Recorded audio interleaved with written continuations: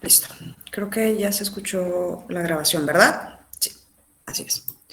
Bueno, chicos, esta semana corresponde, aunque no es nuestra tercera semana de actividades, pues recuerden que es nuestra segunda semana de trabajo o de contenido, por lo tanto, pues estamos viendo nuestra segunda unidad de aprendizaje que conlleva o que corresponde al nombre de comprensión y producción del discurso oral. La semana pasada, pues obviamente veíamos las 4 habilidades de la comunicación y pues dentro de ellas estaba la cuestión de la oralidad. Vamos a abarcar poco a poco cada una de estas habilidades comunicativas para pues, lograr desarrollar y ser competentes en la habilidad de la comunicación. ¿Sale? Entonces, los subtemas que atañen a esta unidad de trabajo son modalidades del discurso, obviamente del discurso oral, comunicación no verbal y la credibilidad de un buen orador.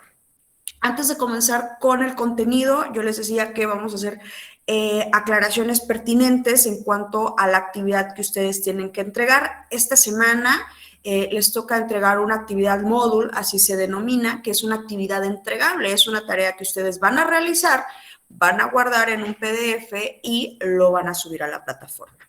¿Cuáles son las observaciones que tengo que realizarles para que ustedes obtengan una buena calificación, una calificación aprobatoria? Bueno, la primera es que el archivo tiene que ser en PDF, les voy a explicar por qué. Si ustedes lo trabajan en un procesador de textos, sea llámese Word o en una de diapositivas o en sliders, PowerPoint, etcétera, tiende a modificarse cuando se guardan. Recuerden que hay diferentes versiones de estos programas, entonces cuando ustedes lo guardan en una versión diferente a la que utilizo en este caso, lo que va a hacer es que se va a modificar y se va a distorsionar el formato con el que ustedes lo están entregando. Entonces, si ustedes lo guardan en PDF, disminuyen el peso del documento, porque recuerden que tienen 30 megas como máximo para que pese su documento, entonces puedan subirlo directo a la plataforma sin meterlo en un WinZip, sin meterlo en un WinRAR, en un compresor de archivos, o pues obviamente que le tengan que disminuir la calidad, disminuir imágenes.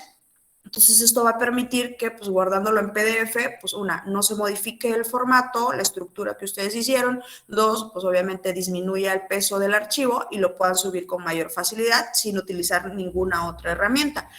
Eso es uno. La otra que quería comentarles, pues es que acuérdense que en la descripción de la tarea está solicitando que esté compuesto, en este caso, por 4 partes o por 4 segmentos, sin contar lo que es la portada, ¿sí? En el caso de la portada, pues miren, no les exijo mayor información o que sea una portada muy elaborada, con que venga el nombre de ustedes, su matrícula, la fecha y pues así como la materia y la unidad de aprendizaje, que son importantísimos. No importa que no venga el nombre del tutor, no importa que no venga el nombre de la tarea, o sea, a mí lo que me interesan son estos datos que les estoy mencionando, la fecha, obviamente, el nombre de ustedes, la matrícula, el grupo y pues la unidad de aprendizaje. ¿Sale? Eso es importantísimo. Claro, hay unos requerimientos por parte de la universidad que solicitan que venga el nombre de la universidad, que pues también es muy importante,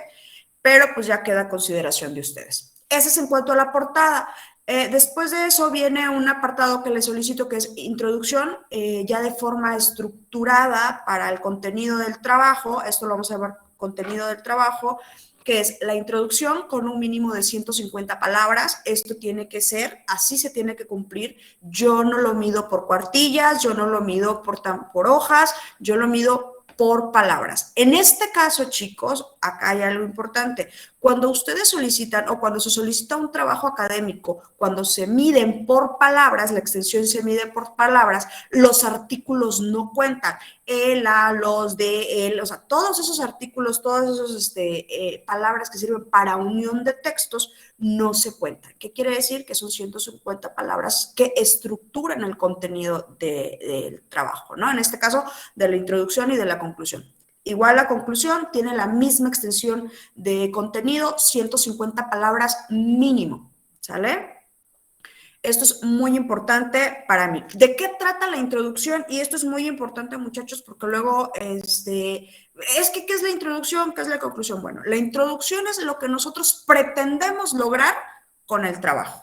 O sea, ¿qué es lo que yo pretendo alcanzar al realizar la infografía? ¿No? Pues obviamente un aprendizaje, qué es lo que pretendes, o sea, qué es lo que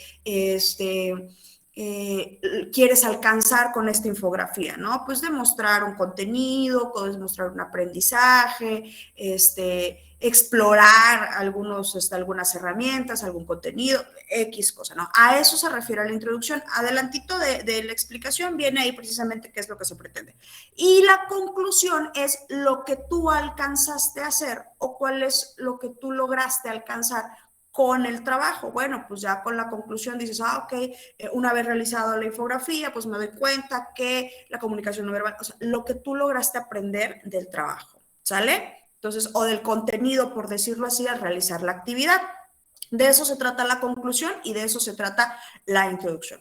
Ya les decía, el contenido en sí es la infografía. Es muy importante que ustedes tomen en cuenta que es una infografía, ¿sale? Si bien son diferentes subtítulos, ustedes, si así lo desean, pueden realizar una infografía por cada subtítulo como apartado, pero recuerden que hay un tema general en este caso que es comprensión y producción del discurso oral. Ese es el contenido y por tanto, pues obviamente tiene que contener la mayor parte de la información que se necesite para explicar este tema. Si ustedes creen necesario que una sola infografía, o sea, que una sola página, no es necesario, no es suficiente para expresar todo este contenido, pues adelante. Pero recuerden que la infografía es un organizador gráfico, es un organizador visual que más que textos necesita imágenes, necesita elementos visuales que llamen la atención. Por allí también en rúbricas, que también se los dejé anotado, les explica cuáles son las rúbricas a evaluar. ¿Qué significan rúbricas? Las características que debe tener el trabajo para que puedan ser evaluados y cómo se evalúan, ¿no? O sea, por ejemplo, si no tiene imágenes, si no tiene texto, si no contiene información, si tiene mala ortografía, si no redacta bien, pues parte de esto pues también será considerado para realizar la evaluación del trabajo, aunado a la introducción y a la conclusión. Y por último, la última parte que va a contener este trabajo, pues es el listado de referencias acorde a APA sexta edición. ¿Sale? Entonces, son de las características que sí necesito que presten atención porque, vuelvo y reitero, ya estuve revisando algunos trabajos y no cumplen, no contienen introducciones, no contienen conclusiones, no contienen un listado de referencias, no es un organizador gráfico, es un resumen lo que ustedes me están entregando, únicamente en un formato distinto. Y pues entonces sí va a afectar en este caso la evaluación de la actividad. ¿Sale? Entonces, no sé si hasta acá tengamos alguna duda. Vean, manitos arriba, tengo manitos arriba en este caso, perdón, ahorita, de Juan Francisco y después de Eric. Los escucho, chicos. Disculpe, ¿el número de matrícula, cuál es el usuario o cuál? La verdad es que desconozco, pero tengo entendido que cuando te mandaron tu información para inscribirte, pues obviamente ahí viene también el número de matrícula que te corresponde. En dado caso que no apareciera ahí, quiero yo pensar que aparece en tu perfil. Ah, bueno, pues ahí te contesto a tus compañeros que sí, sí es el usuario. Exactamente, bueno, entonces es el usuario. Eric, ¿te escucho? Buenas noches. Disculpe, entonces para ser claros, digo, es que como usted menciona, la infografía es una cosa que es más imágenes que información, o sea, palabras claves, por decirlo así, ser concisos. Pero usted nos está pidiendo anteriormente, bueno, como antecedente, una introducción y una conclusión de al menos 150 palabras por ambas partes. Exactamente. Va en un Sí, PDF, correcto. No tengo tema con eso. Aquí mi duda es, la infografía yo se la hago en Canva, por decir algo, o en Photoshop, o donde quiera, y la puedo pegar en un documento de Word para generar ahí agrego el texto y lo mando como PDF, aunque sean 4, 5, 6 hojas.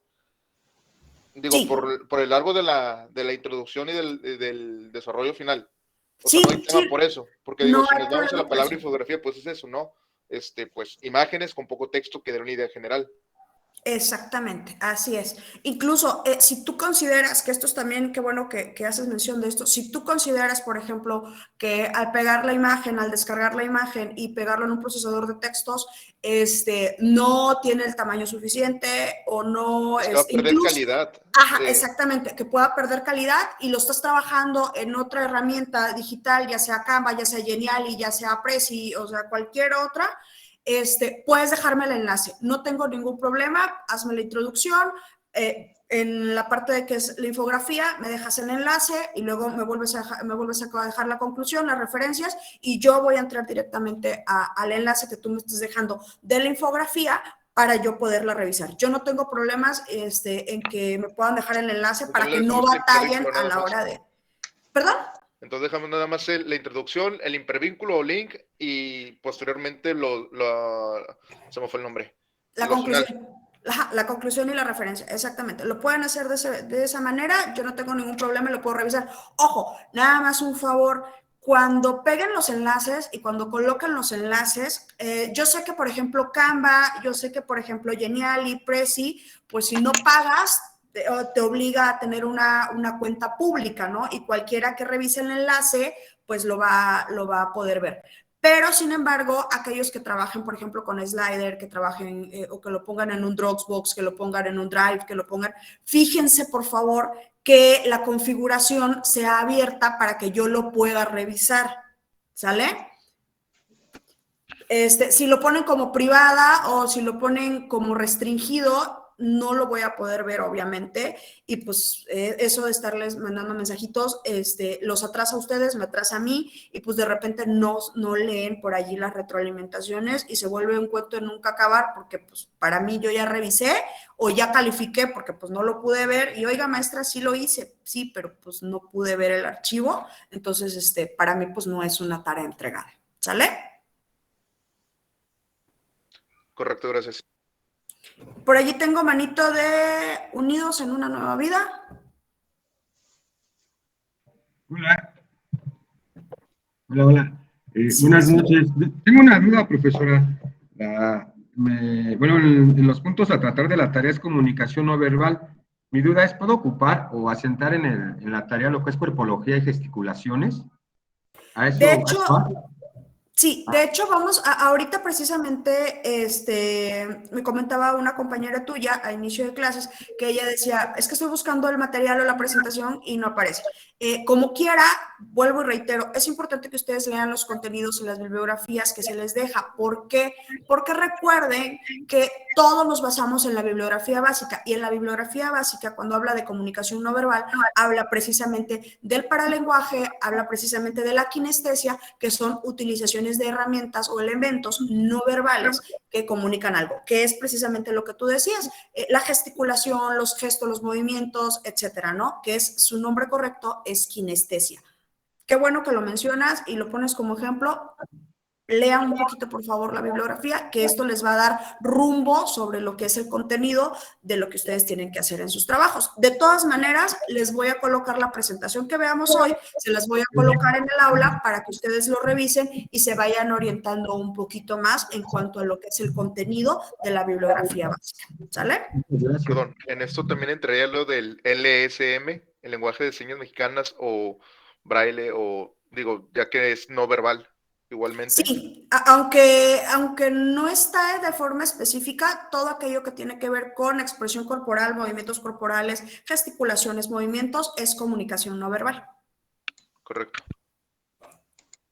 América, ¿sí te escucho? Hola, buenas noches. Maestra, ahorita estaba revisando lo que acaba de comentar un compañero, que si la podemos realizar en Canva. Tengo una duda. En sus indicaciones, ¿hay algún requisito poner muchos colores o que sea neutro o como a mí me guste o como... Es libre. La cuestión del diseño no tengo absolutamente ningún problema. Lo pueden hacer como a ustedes les guste, como a ustedes les llame la atención. Vuelvo y reitero, la naturaleza de la infografía es eso, muchos colores, muchas tipologías de letras, muchas imágenes. Entonces, obviamente, entre más elementos visuales de forma, o sea, perdón, entre más elementos atractivos de forma visual tú coloques, pues obviamente mucho más cumple la funcionalidad o el objetivo del organizador gráfico. Esto es importante. Conmigo van a trabajar muchos organizadores gráficos. ¿Qué quiere decir? No van a ver ensayos, no van a ver resúmenes, no van a hacer, son cuestiones visuales que sinteticen el contenido y que reflejen comprensión del tema a través de elementos como imágenes, conceptos, etcétera, ¿no? Entonces, en este sentido, yo les doy totalmente libertad en cuanto al diseño y la estructura que ustedes puedan tener o darle al organizador. Súper bien, muchas gracias. Ok, chicos, con respecto, entonces ya no tenemos absolutamente ninguna duda a lo que vamos a entregar esta semana. No, todo bien. No, maestra, todo bien. Ok, perfecto. Entonces voy a presentarles, muchachos, el contenido de esta semana, lo que vamos a ver. Vuelvo y reitero, lo voy a hacer de esta manera porque recuerden que a veces siempre hay problemitas en cuanto a la conexión y pues no puedo ir viendo cómo avanzan las diapositivas, pero les reitero, ustedes van a tener este material terminando la clase, yo me encargo de subirlo para que ustedes puedan tener este material y lo puedan visualizar y revisar detenidamente y con calma por si así lo desean más adelante. ¿Sale?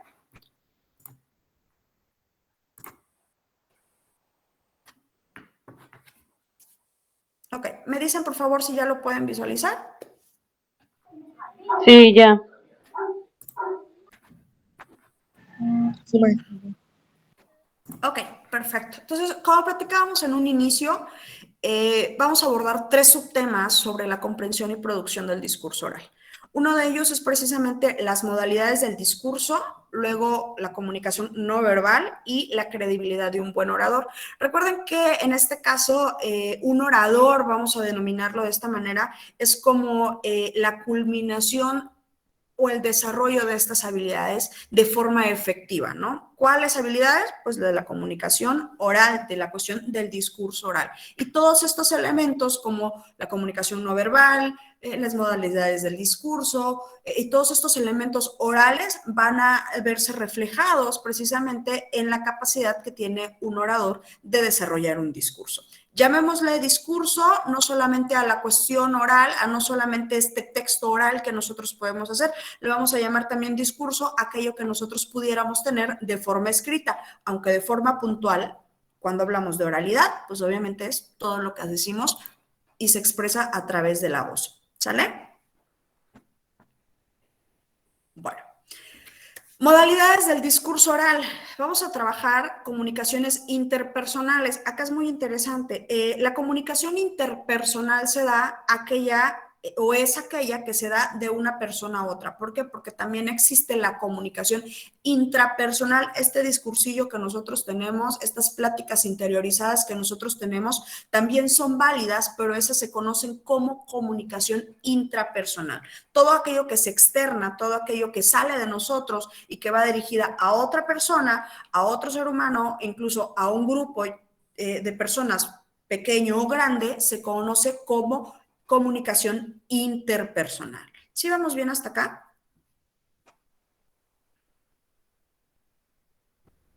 Sí, profe, todo Sí, bien por Miss. acá.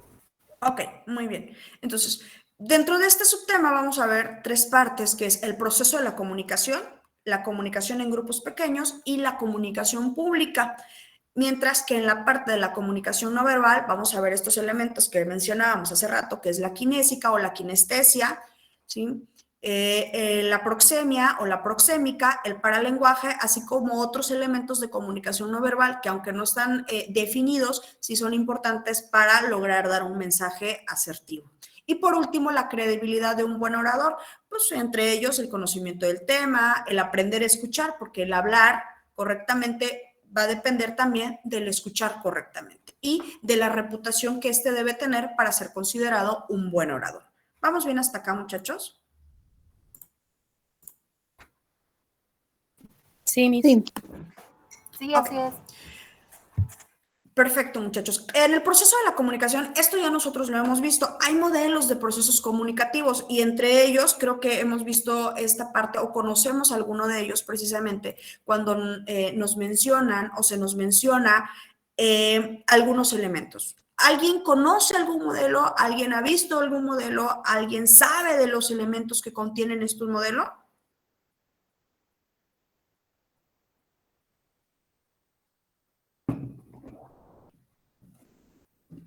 ¿No? Yo no, profe. Ok, un favor, acuérdense que si van a hacer la participación, así como lo hizo la compañera Astrid, abrimos micro por la cuestión de que no puedo estar viendo quiénes levantan la manito, ¿sale? Entonces, nada más de forma ordenada, para que puedan hacer la participación todos, ¿sale? Lourdes, por favor, te escucho.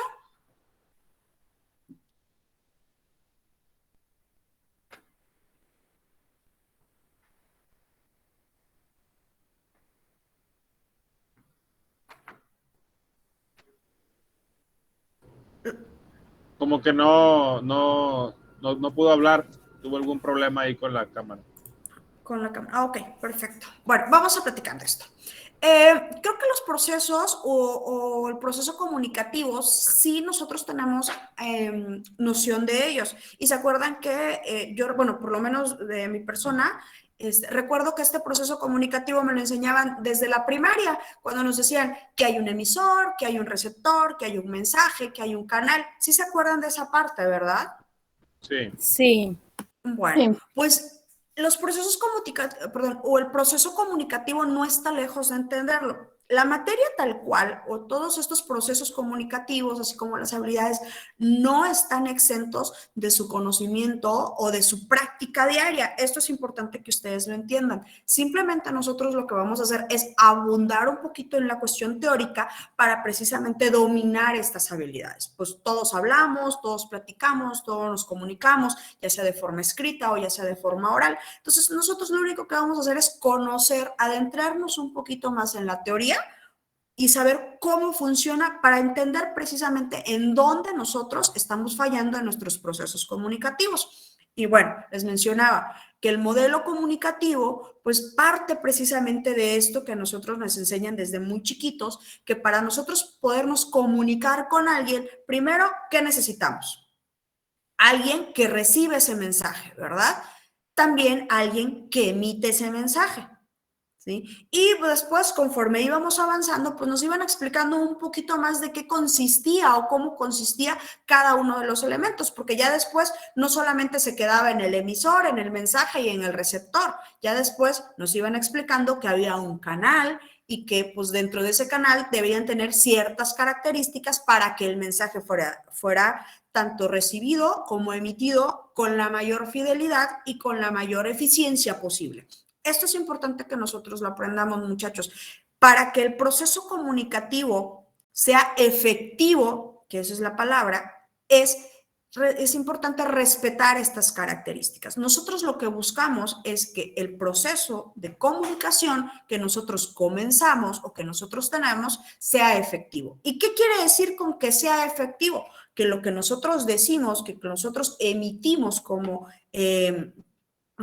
comunicadores, en este caso, como emisores, llegue tal cual a el receptor. Y me refiero no solamente a la cuestión del sonido, sino también con la cuestión de la intencionalidad, ¿sí?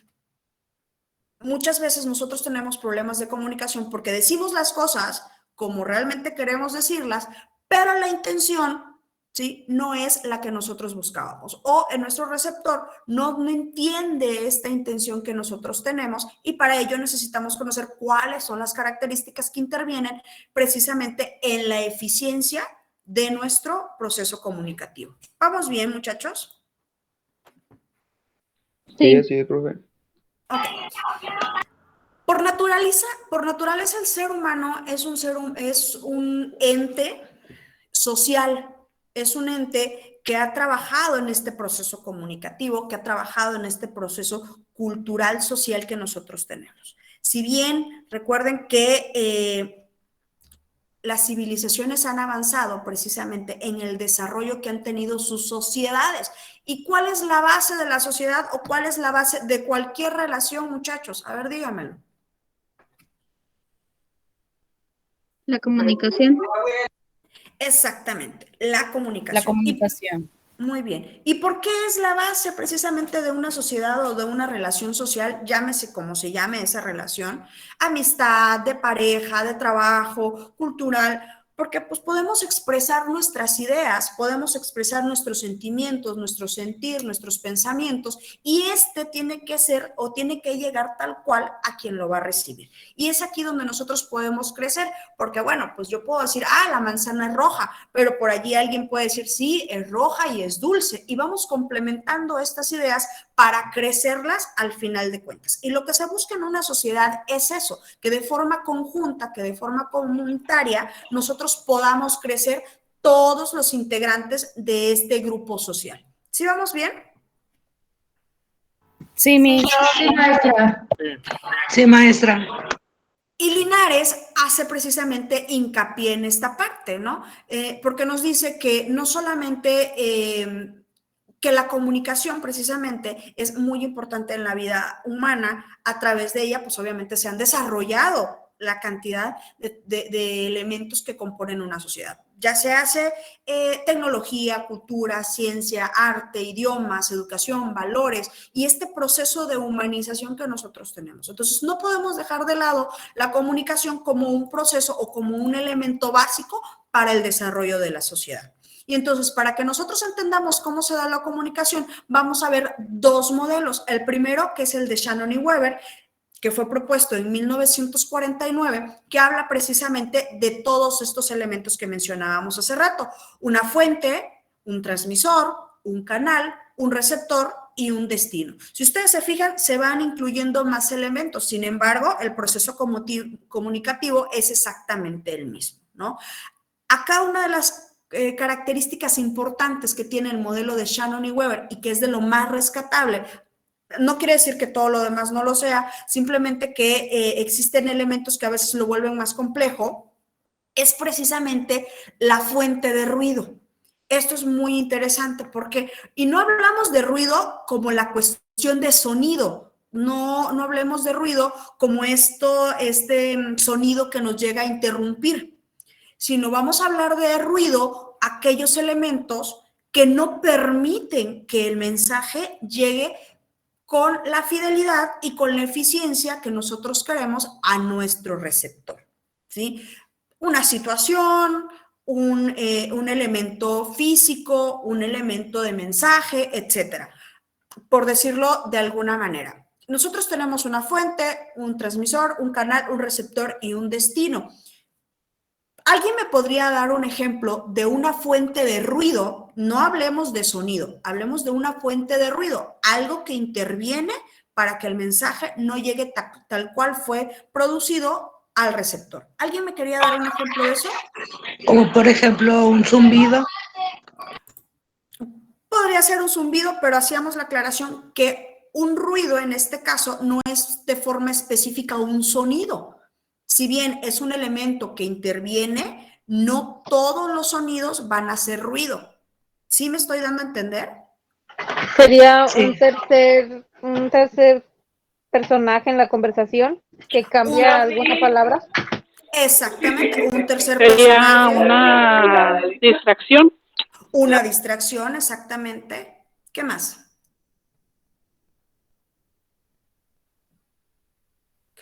El hecho, por ejemplo, una distracción, un tercer personaje, el que, por ejemplo, no hablen un mismo idioma o que el idioma natal del emisor y del receptor no sea el mismo y no se hable con fluidez.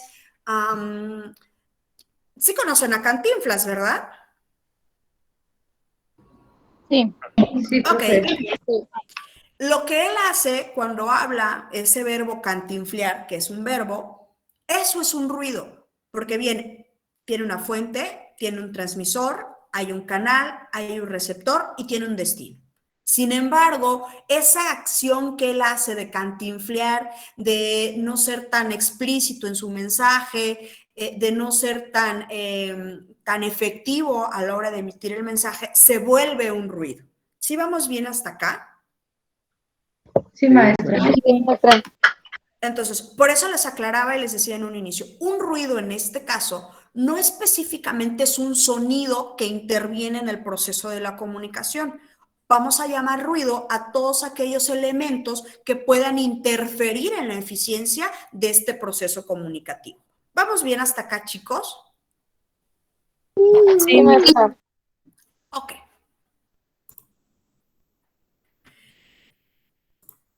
Más adelante, David Berlo, en 1970, propone también un proceso, un modelo de comunicación. Este es un poquito más simplificado, aunque conlleva ciertas características que pudiesen ser como más entendibles, ¿no? Entonces, si ustedes se fijan, es muy parecido porque tienen una fuente, un transmisor, un canal, un receptor, y este también lo maneja, ¿no? Una fuente, un mensaje, un canal, un receptor, pero David Berlo no contempla esta parte del ruido y sin embargo sí se considera importante en el proceso eficiente de la comunicación. Y es que, bueno, habla que, por ejemplo, las fuentes, los mensajes, el canal y el receptor deben cumplir con ciertas características para que este mensaje o que este proceso comunicativo se dé de manera eficiente, ¿no? ¿Y cuáles son? Por ejemplo, la fuente debe tener o debe conocer, dominar fuentes de comunicación, conocimientos del proceso comunicativo, así como del sistema social, la cultura, actitudes, y el mensaje, ¿sí?, debe contener elementos de estructura, así como un contenido y un sentido, por decirlo así, una intencionalidad. En el caso del canal, nos menciona que pueden ser cualquiera de los 5 sentidos, es decir, la vista, el oído, el tacto, el olfato, el gusto, todos ellos van a ser un canal en el cual puede viajar este mensaje. Y pues el receptor debe compartir las mismas características que el emisor, conocer las mismas técnicas de comunicación, tener los conocimientos del sistema social, así como de la cultura y de las mismas actitudes. ¿Sí vamos bien hasta acá? Sí, maestra. Sí. Maestra, ¿en actitudes a qué se refiere? ¿En la manera en que se comportan o actitud del mensaje? En ambos casos, porque hablamos también de una cuestión de paralenguaje, ¿sí? Y entonces vamos a ver la intencionalidad, por ejemplo, del mensaje. Vamos a abundar un poquito más en esto, pero cuando hablamos de actitudes es qué tan apto o qué actitud tienes tú para emitir el mensaje y para recibir el mensaje. Cuando, digo, vamos a adelantarnos en esto, pero por ejemplo, cuando alguien está en un curso y podemos hablar, voy a bajar un poquito la cámara, no sé si han notado que mucha gente está en esta posición cuando está en una plática, en una charla, en una conversación, en un proceso comunicativo, tiene cruzadito los brazos, ¿sí? Eso habla de una actitud. ¿Y cuál es esa actitud? Aunque de forma inconsciente podemos decir que la actitud del receptor, en este caso quien está oyendo, quien está recibiendo el mensaje, no es grata recibir esa información y esa actitud la está demostrando en este caso de una forma corporal. Exactamente, Diego, está cerrado a recibir esa información. Es como ignorando, ¿verdad, profe?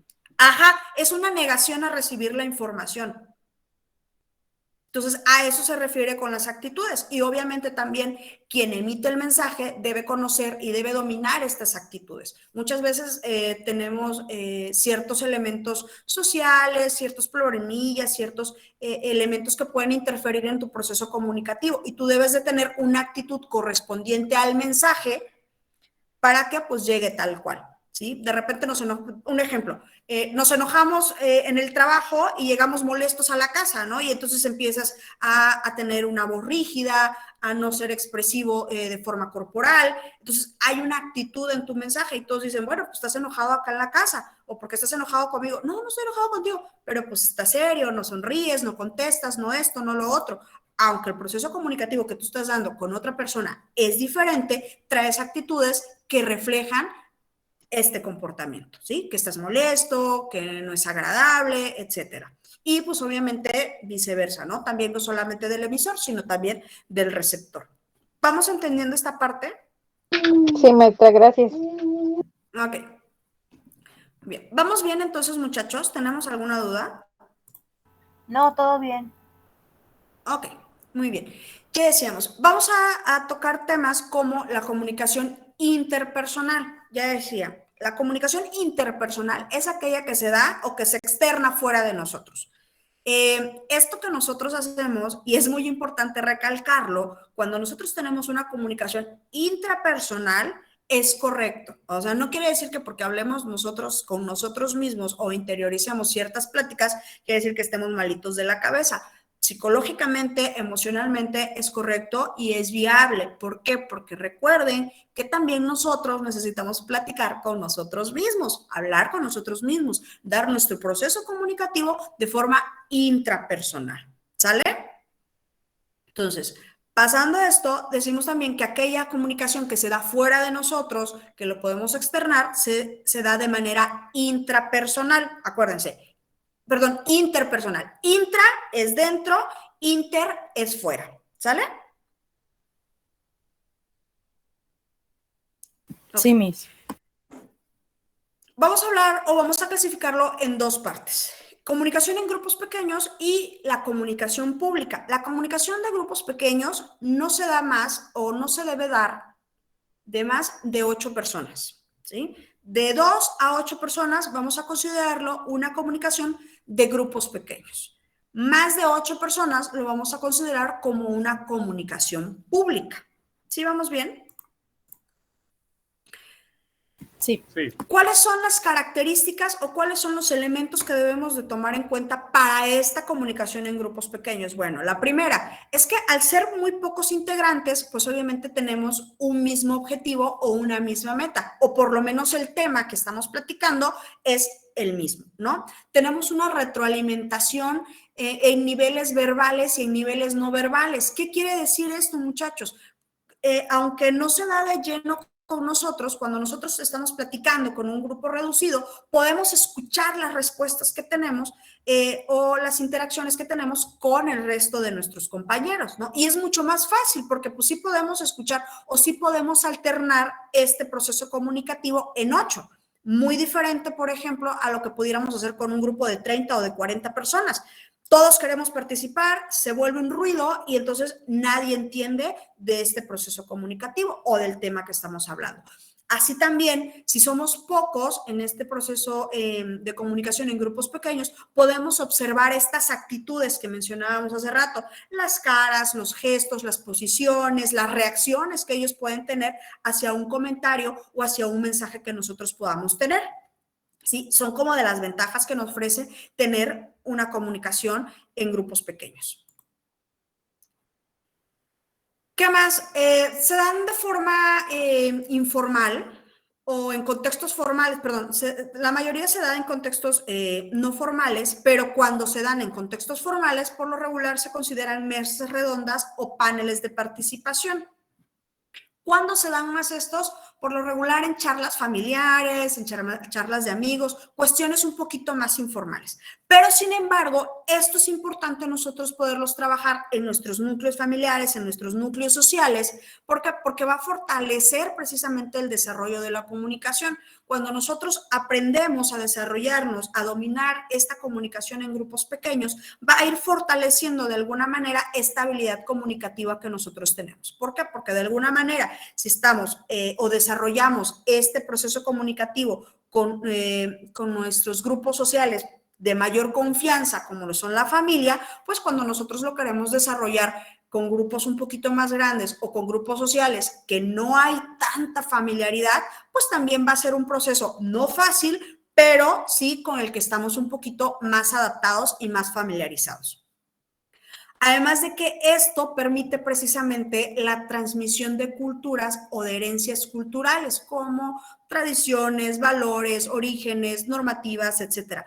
Hay una parte en cívica y ética en donde dice, pues obviamente, o hace mención que el desarrollo de la sociedad o la base de la sociedad, ¿cuál es? La familia, ¿verdad? Y es que habla precisamente de que la familia nos va a instruir o nos enseña los primeros elementos éticos y morales, nos forma en esta primera parte, en esta primera instancia, para poder desarrollarnos socialmente con el resto digo, aunque es redundante, de la sociedad, de los elementos de la sociedad. ¿Vamos bien hasta acá? Sí, maestra. Sí, Miss. Sí, maestra. Ok. La comunicación pública, bueno, la comunicación pública, pues ya su nombre lo dice, se vuelve más público, se vuelve un proceso con mayor audiencia, con mayores participantes. ¿Cuáles son algunas de las características que tiene la comunicación pública o las diferencias que tiene con la comunicación en grupos pequeños? Es precisamente esta poca retroalimentación que existe, tanto del emisor como del receptor. Un ejemplo muy claro es lo que nosotros tenemos ahorita, es una comunicación pública. Y si ustedes se fijan, la retroalimentación es muy lenta, la retroalimentación es muy poca. ¿Por qué? Porque, bueno, yo no puedo ver cuáles son las acciones que ustedes toman, cuáles son las actitudes, las posiciones, los gestos que ustedes tienen. Y pues obviamente esto hace que no tenga yo una retroalimentación por parte por parte de ustedes con respecto a lo que yo les estoy explicando. Esto de yo preguntarles cómo vamos, si lo entendimos, alguna duda, esto sí es retroalimentación, aunque no es tan efectiva como se da en grupos pequeños o se da de forma presencial, ¿verdad? También otra de las características que tiene es precisamente esta distancia que existe entre el emisor y el receptor. No solamente en nuestro caso, que aunque es de forma virtual, existe una distancia bastante marcada. Cuando hay una ponencia, cuando tenemos una exposición, cuando tenemos ¿cómo se dice? Perdón, se me fue el nombre. Bueno, cuando exponemos un tema, pues recuerden que hay una distancia, ¿no? Entre quien está exponiendo el tema, en quien está haciendo la función del orador y de quien está haciendo el público. Y por lo regular esa distancia es muy marcada, ¿sí? A diferencia de la comunicación en grupos pequeños, pues se da, lo mencionaba, pues en una mesa redonda, en donde el contacto físico o la distancia física es mucho menor a la que estamos viendo actualmente. La información es colectiva, ¿qué quiere decir? Que en este caso es para las masas, lo que estamos haciendo es, ok, en el caso de nosotros es explicar un tema de forma colectiva. ¿Por qué? Porque pues es un tema que vamos a ver todos y que vamos a abordar todos al mismo tiempo.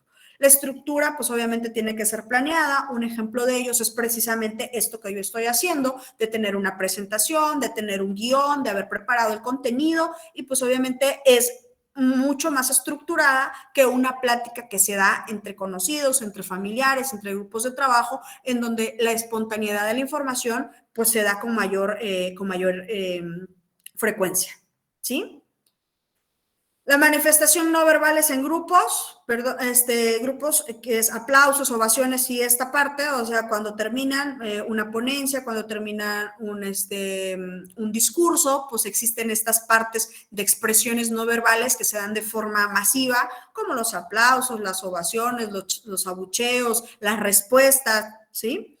Y también las manifestaciones no verbales individuales, como los gestos, las posturas, son poco percibidas por parte del orador. ¿Sí vamos bien hasta acá? El receptor, en este caso, quien recibe el mensaje, juega un papel un poco más pasivo. ¿Por qué? Porque pues no existe esta interacción como lo existe en una comunicación de grupos pequeños. ¿Por qué? Porque pues obviamente no existe una retroalimentación tan efectiva o tan amplia como lo existe con los grupos pequeños. Porque ya lo explicábamos hace rato, hay poca interacción y el que exista una masa a quien se está comunicando este mensaje no te permite tener esta retroalimentación. Si bien hay una retroalimentación no verbal hacia el emisor, hacia el orador, no quiere decir que éste pueda actuar de forma instantánea o pueda cambiar su discurso, ¿sí?, tan eficientemente al ver este tipo de retroalimentaciones por parte del receptor. ¿Sí vamos bien hasta acá? Sí, maestra. Sí, maestra. Ok. El emisor juega un papel muy importante, pues prácticamente todo el discurso, toda esta parte del proceso comunicativo recae en él. Hay poco conocimiento del receptor, o sea, no hay una interiorización, no hay un conocimiento de quiénes son, qué les gusta, esta familiaridad que pueda existir o que pueda abundar o que pueda ayudar al proceso comunicativo, que nos da confianza, que nos permite de alguna manera interactuar con mayor facilidad, pues obviamente no existe. Y la preparación anticipada, pues obviamente permite que nosotros tengamos o podamos generar un material de apoyo. En mi caso, por ejemplo, las diapositivas. El que pues yo conozca del tema, el que yo conozca qué es lo que voy a hablar, me va a permitir a mí, de alguna manera, preparar ciertos materiales que van a, desde mi perspectiva, que van a fungir como apoyos que faciliten la comprensión de este tema. ¿Sí vamos bien hasta acá, chicos? Sí, Miss. Sí, maestra. Ok, muy bien. En cuanto a la comunicación no verbal, este concepto pues obviamente está relacionado de forma muy estrecha con todos aquellos elementos que, que no son o que no pertenecen a un elemento lingüístico, ¿no? Aquí vamos a tomar en cuenta, o aquí se interviene mucho lo que son hábitos, costumbres, creencias, cuestiones culturales, cuestiones sociales, cuestiones que se determinan de manera demográfica, van a intervenir mucho precisamente en las cuestiones o en la comunicación no verbal. Dentro de la comunicación no verbal vamos a ver 4 apartados, que es la kinestésica o la kinésica, que también es lo mismo, la proxemia o la proxémica, es exactamente lo mismo, y el paralenguaje, así como algunos otros elementillos que intervienen en el proceso de comunicación no verbal. Y vamos a aterrizar en la primera parte, la kinésica, kinestésica, kinética, que son sinónimos, ¿sí? de estas acciones. No sé si ustedes tienen hijos o ustedes jugaron por allí, Xbox sacó una versión por allí que se denominaba Kinetic, que era un aparatito que leía los movimientos corporales, ¿sí se acuerdan? Sí, maestra. Que escaneaba. Sí. Ok. Sí se acordarán que el nombre que Xbox le dio a esto fue Kinetic, ¿no? Que es muy parecido al nombre que nosotros estamos mencionando. El Kinect.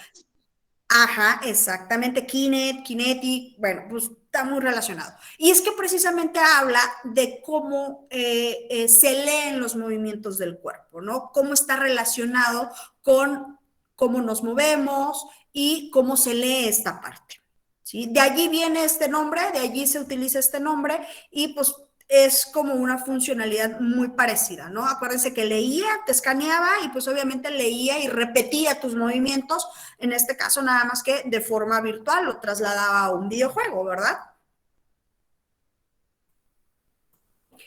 Y es que precisamente la kinésica, la kinestesia, la kinética se enfoca en los movimientos corporales, nada más que estos a través de gestos, de los contactos visuales, de las posturas, de los ademanes. Y no estamos tan lejos o esta parte se ha vuelto tan importante, muchachos, que por lo menos en los peritos o en las... existe un rubro en esta parte de lectura del cuerpo que ya es una especialidad. Hay peritos de forma específica que se dedican precisamente a leer las expresiones corporales, los gestos, a esta parte de la cuestión del contacto visual, ya se volvió una ciencia y es una ciencia, por decirlo así, avalada o que avala, ¿sí? Estos elementos, ¿no? ¿Qué quiere decir? Por allí van a encontrar ustedes test de, por ejemplo, cuando responde una pregunta y mira la parte superior derecha, o sea, sí se está relacionando con las partes cognitivas del cerebro y están apoyadas están apoyadas de forma científica, o sea, no es como una ciencia hecha o elaborada al vapor. Hay sustentos teóricos, hay sustentos científicos que apoyan esta parte, ¿no? Entonces, lo que platicábamos hace rato, cuando estamos cruzados de brazos, cuando contestamos y miramos hacia un lado, cuando contestamos y miramos hacia otro lado, cuando no tenemos un contacto visual con quien nosotros estamos entablando este proceso comunicativo, todo tiene una razón de ser y todo significa algo. ¿Sí vamos bien hasta acá? Sí, maestra. Sí, profe. Entonces, la kinésica, la kinestesia, la kinética habla precisamente de eso. De esto se encarga esta parte de la comunicación no verbal, de a nosotros explicarnos, ¿sí?, cuáles son los elementos, o en este caso, cuáles serían los gestos, los ademanes que nosotros tendríamos que tener o que utilizar, o cómo dominar el cuerpo, cómo utilizar el cuerpo para lograr este proceso comunicativo. ¿Sí vamos bien hasta acá? Sí, maestra. Sí, Miss. No sé si se acordarán que hay un capítulo en El Chavo del Ocho que decía, sí. No, ¿cómo es que era? Así decía, sí. No. Y entonces le preguntaban, o sea, ¿qué onda? O sea, ¿es sí o es no? Es tan importante la comunicación no verbal que de alguna manera sí interviene en este proceso comunicativo, porque verbalmente está diciendo una cosa, pero físicamente o corporalmente está diciendo otra.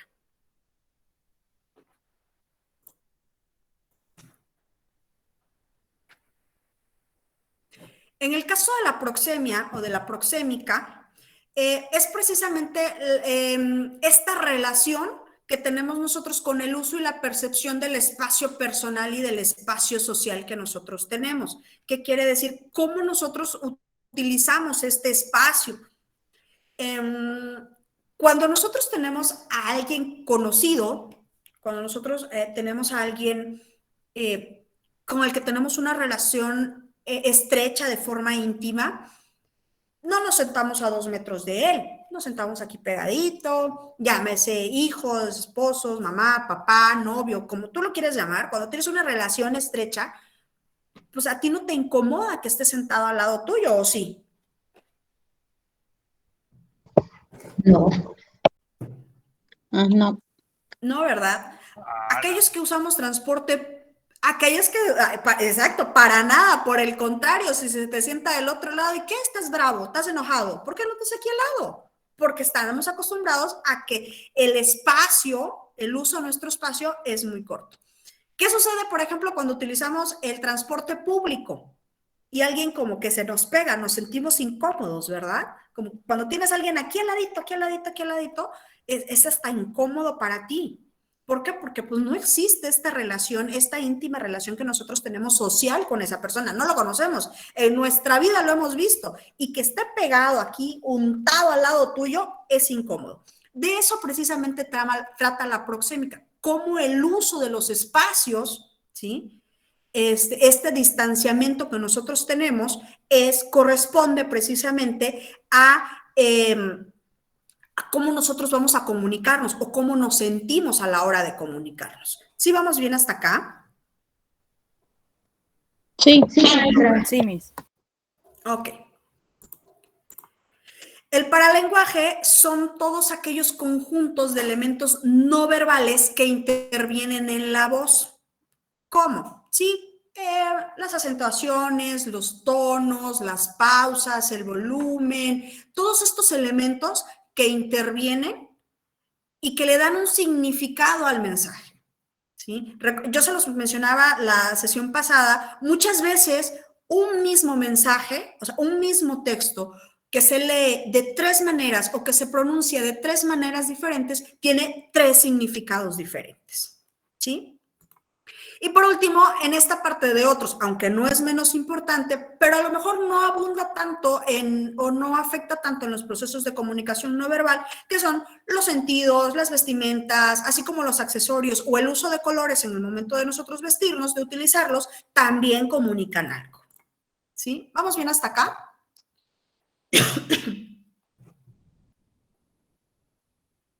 Sí, maestra, todo bien. Ok. Kinésica dice, cuando hablamos frente a otra persona o a otras personas, una sección importante de nuestro mensaje se transmite a través de nuestros gestos y de nuestras posturas. Ya mencionábamos hace rato que un 50, un 60% incluso, ¿sí?, de nuestro mensaje está íntimamente ligado con estos movimientos que nosotros tenemos, con la gesticulación, con la cara, con los gestos, con los movimientos que nosotros tenemos y cómo se percibe, ¿sí? Les ponía el ejemplo hace rato de El Chavo del Ocho, ¿sí se acuerdan?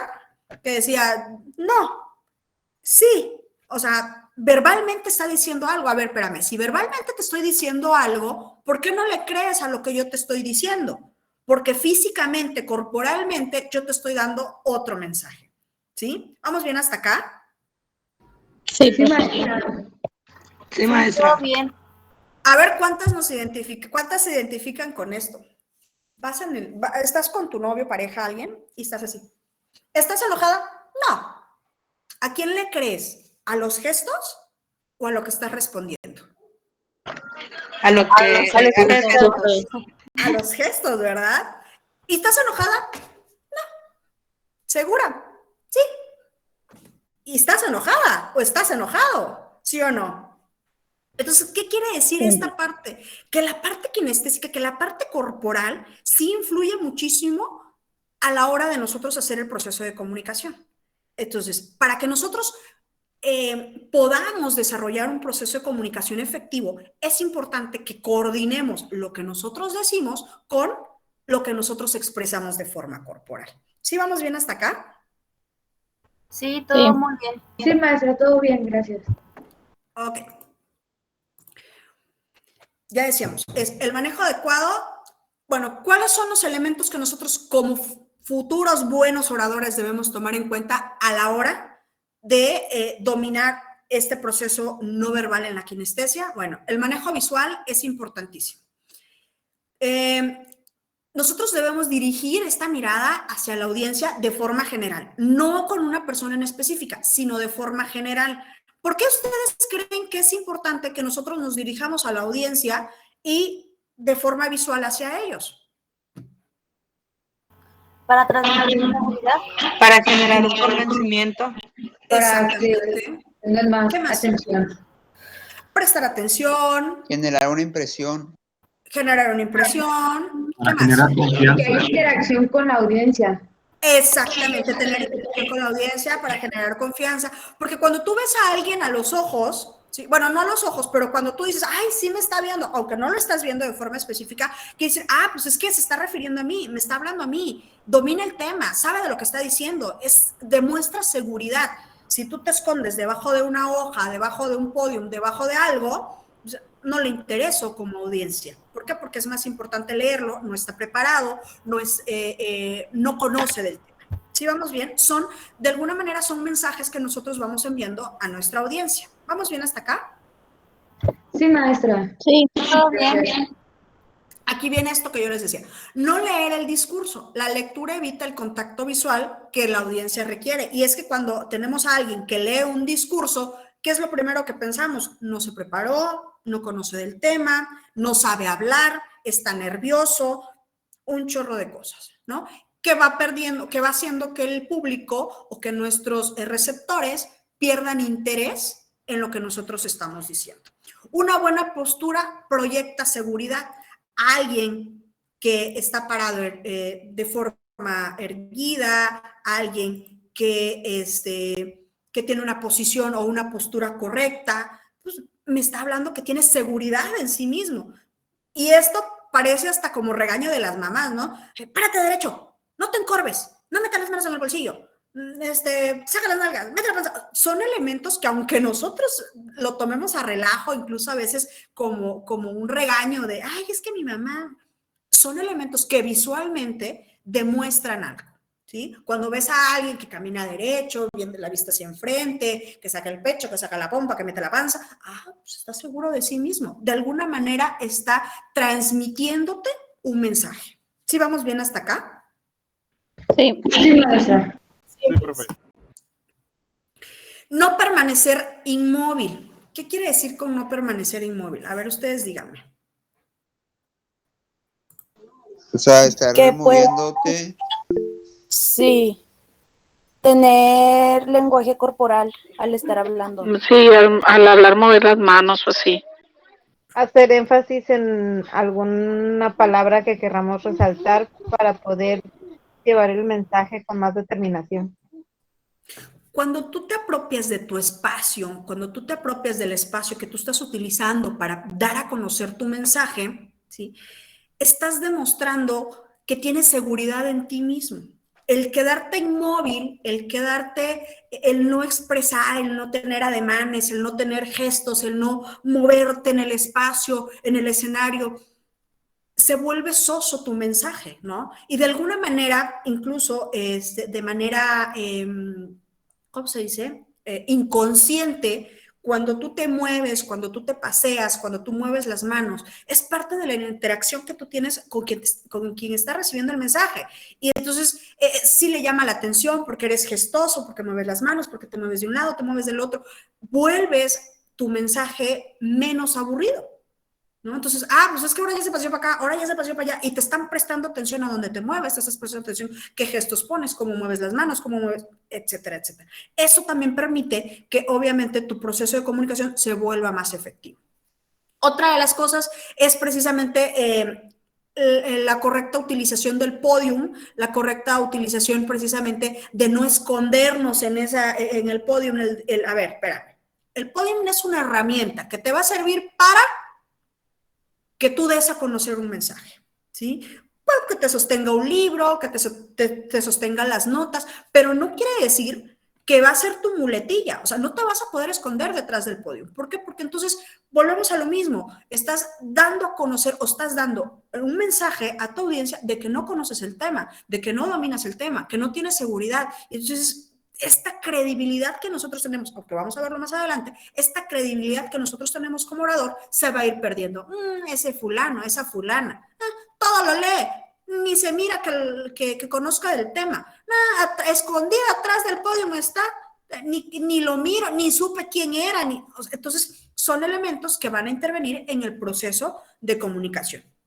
Y por último, una de las recomendaciones que nos hace es precisamente el uso correcto del micrófono, ni muy lejos, ni muy cerca, porque acuérdense que cuando vamos a hacer un discurso o cuando vamos a dar un proceso de comunicación público, ¿sí? Pues que es un espacio amplio, que tenemos que comunicarnos con más personas, el que nosotros podamos modular nuestra voz, ¿sí? Es de gran importancia. Si nosotros gritamos mucho porque estamos muy lejos del micrófono, ¿qué va a pasar? Que a mitad de nuestro discurso nos vamos a quedar afónicos, nos va a lastimar la garganta y pues obviamente vamos a salir afectados físicamente. También ponemos en riesgo nuestra salud. Y también muy cerca va a hacer que se distorsione nuestra voz y que por ende el mensaje no sea claro a la hora de emitirlo. No es una burla, pero cuando vamos a misa, aquellos que vamos a misa, ustedes se darán cuenta que a veces no tienen una buena posición los que llevan a cabo estas misas, los padres, y entonces cuando el mensaje se emite por estas bocinas, no se escucha correctamente. Otro lugar que sucede mucho es en el aeropuerto, ¿no? O se pegan mucho en los supers, cuando se pegan mucho al micrófono, escuchas y tú te quedas de ¿qué dijo? Entonces, exactamente, se distorsiona, entonces no entiendes el mensaje, entonces estás adivinando qué es lo que quiere decir y prestas más atención en tratar de descifrar el mensaje que en el contenido del mensaje. ¿Sí vamos bien hasta acá? Sí, todo muy bien. Sí. Todo bien. Ok.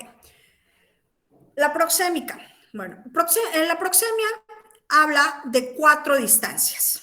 Es precisamente, ya decíamos, la proxemia es el uso que nosotros le damos al espacio. Tenemos distancias íntimas, distancias personales, distancias sociales y distancias públicas. Acá hay algo bien interesante. Y esto yo creo que lo dominamos porque desde hace 12 años, desde hace 2 años nos traen muele y muele con el mismo.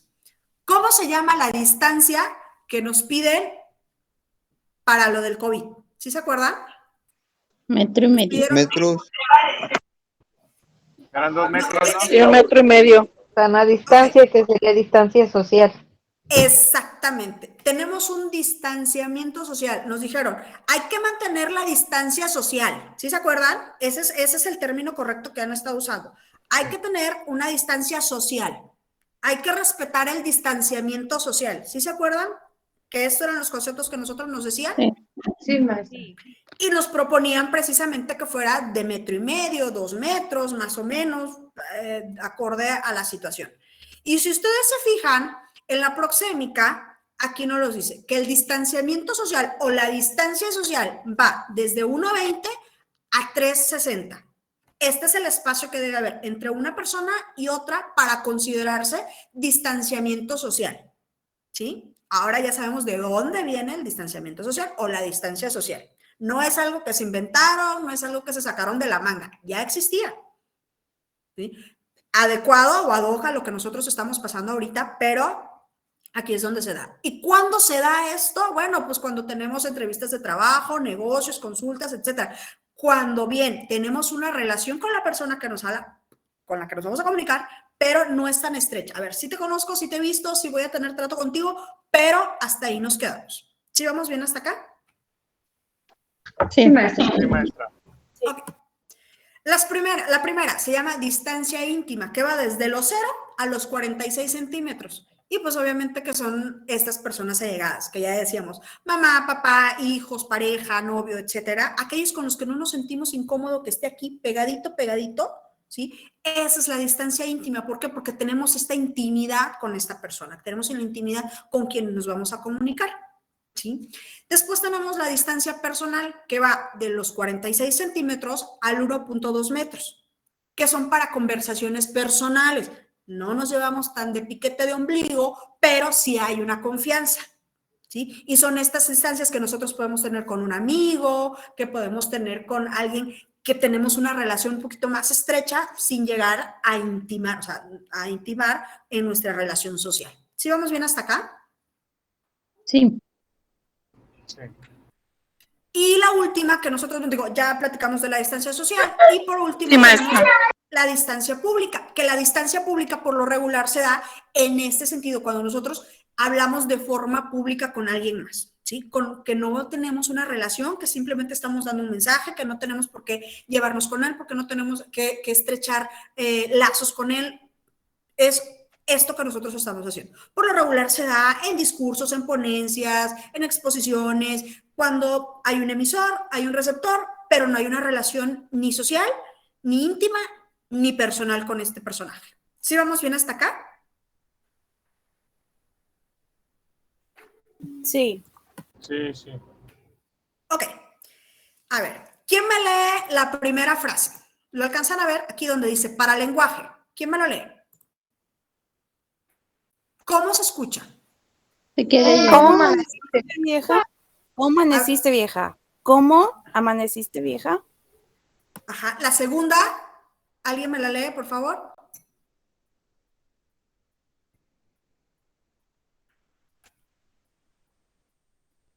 ¿Alguien más que me lea la segunda, por favor? La segunda frase o el segundo. ¿Cómo amaneciste, renglón. vieja? Ok. ¿Y la tercera? ¿Cómo? ¿Amaneciste, vieja? Ya ven, ¿se acuerdan que hace rato les decía, una misma frase con 3 entonaciones distintas significan 3 cosas distintas, ¿verdad? Sí. Y esto es precisamente de lo que se encarga el paralenguaje. Si bien lo podríamos traducir como aquellos elementos ortográficos que utilizamos, ¿sí? Cuando hablamos de forma escrita, los signos de puntuación, por allí los signos, hablamos de los signos de puntuación, lo otro, perdón, se me fue, los signos, todos estos elementos que de alguna manera le dan un sentido diferente a un texto, ¿no? Cómo nosotros podemos enfatizar una palabra o una frase o lo podemos, le podemos restar valor. A eso se le conoce, se conoce como paralenguaje en la comunicación oral, ¿sí? Todos aquellos elementos que van a intervenir para darle sentido, para darle una estructura a una oración, a un texto, a un discurso, de eso se encarga el paralenguaje. Y tiene que ver, bueno, en las clasificaciones que tiene el paralenguaje van a estar el volumen, la entonación, el tono, la textura y el ritmo. Y es muy importante que nosotros entendamos cuáles son cada uno de ellos y para qué sirven cada uno de ellos. Aunque muchos pudiesen parecerse, son totalmente distintos. ¿Sale? Sí. Okay. El primero, que es el volumen, y habla precisamente de la intensidad con la que se emite un sonido. Y este obviamente va a variar acorde a la situación y acorde al tema, ¿sí? Cuando nosotros estamos en una biblioteca, ¿cuál es el tono, perdón, cuál es el volumen que nosotros usamos? Bajo. Es un volumen bajo, ¿verdad? Bajito. Muy bajito, exactamente. ¿Por qué? Porque la situación, el lugar, así nos lo solicita. Entonces tenemos que hablar bajito, ¿sí? Eso es el volumen, la intensidad en que nosotros, ¿sí?, emitimos el sonido, ¿sí? ¿Vamos bien hasta acá? Sí. Sí, maestra. La entonación se refiere precisamente a estas variaciones, tanto de tono como de volumen, que usamos al hablar que usamos al hablar y que en la comunicación escrita se refiere precisamente a los signos de puntuación. De forma específica, lo que acabamos de hacer, ¿sí? Como esta entonación, como este volumen que nosotros le dimos a cada una de las palabras, bueno, que le dieron a cada una de las palabras, a cada una de las frases, le dio un significado. A eso se le llama entonación, ¿sí? Cuando nosotros nosotros utilizamos este conjunto de tono y de volumen para darle un significado, a eso se le llama entonación. ¿Vamos bien hasta acá? Sí, Miss. Sí, Miss. Acuérdense que, por ejemplo, podemos decir, una pregunta no suena igual que una afirmación. Por ejemplo, cuando escribimos un WhatsApp y le pones, ¿vas a ir? O sea, y no te puso ningún signo. A ver, ¿es pregunta o es afirmación? No, es afirmación. Ah, ok, porque no suenan igual. Cuando tú lo lees, suena diferente. ¿Vas a ir? Ah, vas a ir. ¿Sí? Esta entonación que nosotros tenemos, este juego que nosotros tenemos tanto de volumen como de tono, es lo que le va a dar significado a nuestra frase. ¿Sí vamos bien, chicos? Sí. Ok. Tono, dice, es el alto o bajo nivel de graduación de las voces, quiere decir agudos o graves. Este juego que nosotros tenemos precisamente, y no de intensidad, sino de graduación que nosotros podemos tener para pronunciar algo. Un ejemplo claro de esto es cuando nosotros decimos, cuando regañamos, por ejemplo, un claro ejemplo es cuando regañamos. Nuestro tono, de cuando nosotros, aquellos que somos papás, cuando regañamos, nuestro tono es un tono grave, ¿sí? No vas a ir. O sea, el tono de nuestra voz cambia. Y cuando hablamos normal, pues nuestro tono de voz es más agudo, es más dulce, ¿sí o no? Sí. Sí. Sí. Les voy a contar algo que sucedía en mi casa.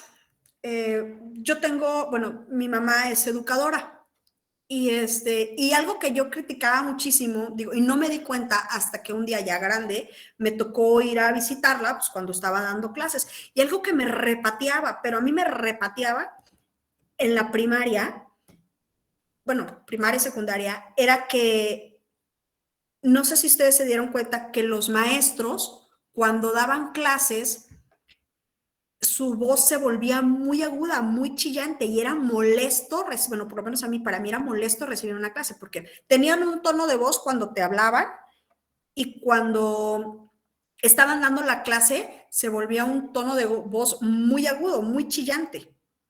Entonces, a mí siempre me molestó, pero no lo externaba. Y un día me toca ir a ver a mi mamá, estaba terminando de dar clases y me doy cuenta que mi mamá hacía exactamente lo mismo.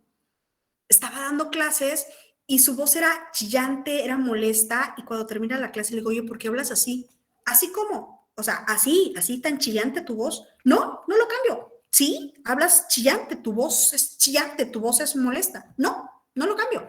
Entonces, ahí te das cuenta cómo nosotros logramos cambiar eso. Digo, a la plática y más adelante pues salió pues obviamente que cuando el tono de voz es agudo, en el caso para dar una clase de niños, por ejemplo, de preescolar, que están gritando, que están moviendo, ¿verdad?, se vuelve menos lasciva para tu garganta, ¿no? Entonces, y pues obviamente te permite alcanzar volúmenes más altos cuando es agudo, ¿sí? Pero para mí fue como entender esa parte, cómo si nosotros logramos cambiar nuestro tono de voz sin darnos cuenta. ¿Sí? Entonces, cuando nosotros dominamos esta parte de poder hablar con un volumen, pero con un tono adecuado, los procesos de comunicación, pues obviamente van a ser mucho más fluidos. ¿Sí vamos bien hasta acá, chicos?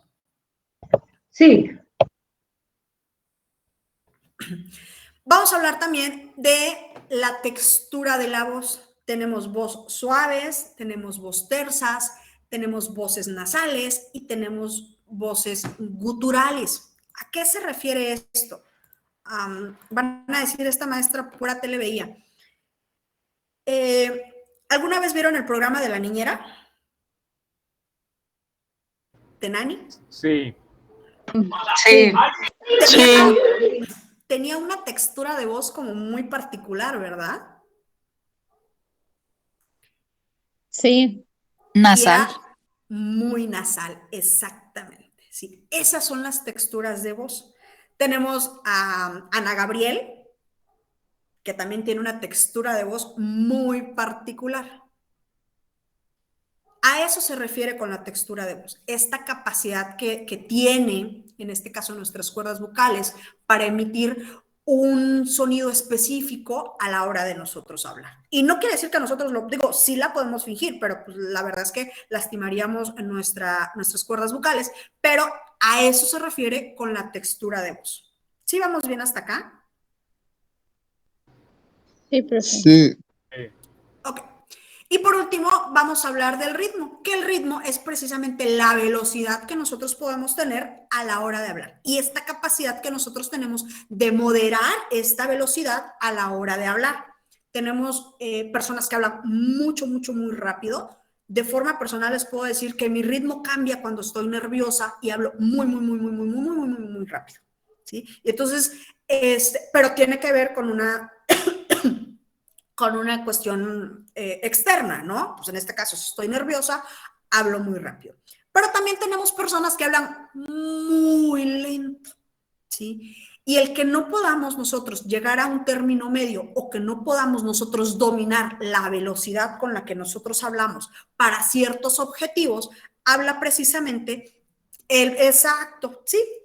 De hecho, hay un análisis por allí en donde hay un trasfondo de la velocidad de su habla, ¿sí? Es un estudio, digo, está bastante interesante, y es que va a sonar incluso digo, no tiene nada que ver con la política, es un estudio que realmente se hizo, y es que hay un trasfondo cuando aquellas personas que hablan lento, muy lento, es porque pretenden que el mensaje llegue a un sector de su audiencia que a lo mejor puede tener problemas de comprensión en el mensaje, que no pueda tener un gabaje cultural un poco más amplio.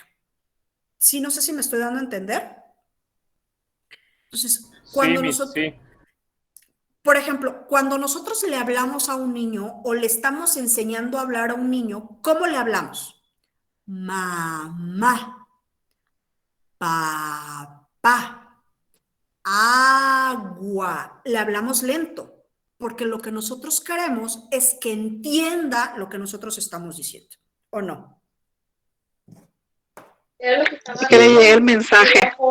Exactamente, para que comprenda el mensaje. Entonces, sí hay un trasfondo en la parte de la velocidad del habla, porque si ustedes pueden, digo, si tienen y les interesa esta parte, pueden hacer una comparativa de varios discursos en varias etapas de su proceso político y se darán cuenta que no siempre habla a la misma velocidad, porque depende también del público a quien se está dirigiendo. ¿Sí vamos bien hasta acá? Sí, Miss. Sí, maestra, todo bien. Cuando nosotros somos oradores, debemos tener la capacidad de dominar esta parte del ritmo. No podemos tener nosotros una monotonía a la hora de nosotros estar exponiendo, a la hora de hacer nuestro discurso. ¿Por qué? Porque entonces nuestro discurso se vuelve soso, se vuelve aburrido, se vuelve tedioso, se vuelve pesado para nuestra audiencia. Entonces tenemos que tener esta capacidad de saber cuándo nosotros le vamos a dar esa chispa, cuándo le vamos a cambiar el ritmo, cuándo hablamos lento, cuándo hablamos rápido, cuándo hablamos de forma intermedia. para que se vuelva dinámico este proceso de comunicación. ¿Sí vamos bien? Sí. Sí. Sí. Ok. ¿Qué otros elementos intervienen en el proceso de la comunicación no verbal? Nuestros sentidos, la vista, el olfato, el gusto, el tacto. ¿Y ustedes por qué creen que interviene en esta parte? ¿Por qué el que intervenga en nuestros sentidos es parte de la comunicación no verbal?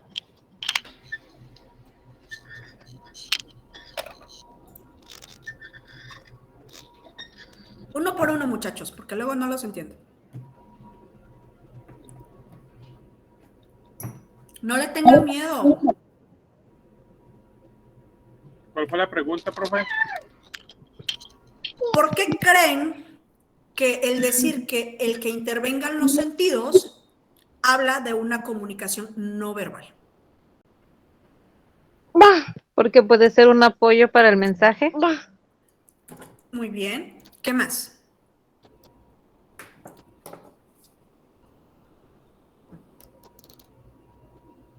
¿Qué más, muchachos? Más que nada como complemento para difundir el mensaje. Muy bien. Exactamente. Marisol, ¿te escucho, Alberto? Perdón. Es que eso se escucha muy, muy lejos. Como hay personas con discapacidades, pues entran las manos, que lo pueden leer, el oído, que no pueden hablar, pero sí escuchar. Entonces, todo eso. Exactamente. Euclides, ¿te escucho? Sí, yo hace rato mencioné, y todo parte, profesora y compañeros, de lo que es la confianza. O por ejemplo, si te dedicas a las ventas, no vas a ir de show, ¿no? O sea, me explico, aplicas el dicho de que en la forma de pedir está el dar, ¿no? Y como te ven, te tratan. Pero lo que genera en primera instancia debes generar es confianza. Ok. ¿No? Sí, claro que sí. De hecho, miren, una de las cosas por las cuales dice que otro de los elementos de la comunicación no verbal que intervienen y que son muy fuertes son precisamente los sentidos. Lo mencionaban hace rato. ¿Cómo nosotros percibimos o cómo nosotros recabamos esta información? A través de los sentidos. Pues si te hablan, pues obviamente tienes que poner atención a través del oído. Si te expresan algo de forma corporal, lo vas a hacer de forma visual. Pero en este caso, ¿qué pasa con el tacto? ¿Qué pasa con el gusto? ¿Y qué pasa con el olfato? ¿Cómo intervienen estos en un proceso comunicativo no verbal? Por los gestos, por ejemplo, si dices, uy, qué rico, pero haces una cara de guácala. Ok, muy bien. ¿Qué más? En ocasiones, ay, perdón. No, adelante. Gracias. En ocasiones, cuando una persona quiere mostrar autoridad al enviar un mensaje con otra persona, suele tocar el hombro o tomar el brazo para demostrar soy mejor que tú o tengo más autoridad que tú y debes obedecerme. Muy bien. Por ejemplo, la vista y el olfato cuando observas un platillo muy feo, pero huele bien y haces una expresión de que huele bien. Muy bien. ¿Qué más? ¿Por allí va a participar otro compañerito?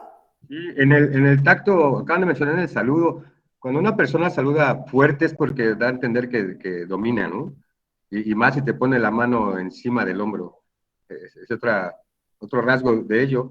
Y en el olfato puede ser en las degustaciones que muchas veces hacen en los centros comerciales, ¿no? O sea, pueden vender perfumes, pero si hueles mal tú como vendedor, pues no se te van a hacer. Eso es por dar una opinión. Fíjate que tienen toda la razón. Nosotros percibimos a través de nuestros sentidos, ¿no? Y todos van a intervenir, absolutamente todos van a intervenir, porque puedes hablar muy bien, te puedes expresar de forma oral, de forma correcta, pero como tú dices, por ahí mencionaba el compañero, no estás bien vestido, no estás bien peinado, no hueles correctamente. Y no se habla, y no estamos hablando de discriminación por la forma de vestir. Estamos hablando de que de alguna manera nuestros estándares, por decirlo de alguna forma, te obligan a pensar de alguna manera y te comunicas a través de los sentidos. Alguien que huele rico, por decirlo así, pues desde entrada te llama la atención y te empiezas a hacer, pues este tipo pues sí se bañó, se levantó temprano, se bañó, se preocupó. Le empiezas a de alguna manera a achacar ciertos elementos que para ti significan algo. ¿Sí vamos bien hasta acá? Sí. Sí. Ok. Vamos. Esto que nosotros acabamos de mencionar está íntimamente relacionado con la segunda parte que habla precisamente de la vestimenta y de los accesorios. Aunque no querramos, aunque no lo pensemos de esta manera, sí se comunica y sí nos dice algo. Por ejemplo,